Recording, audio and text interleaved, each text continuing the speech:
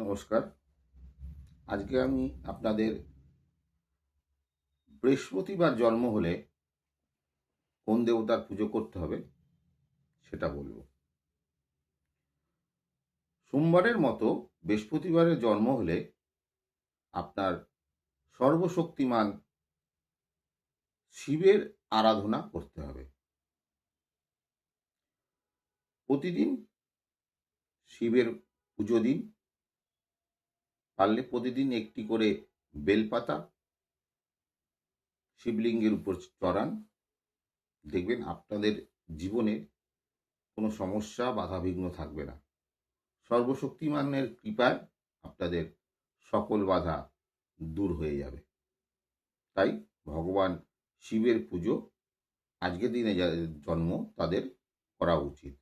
নমস্কার।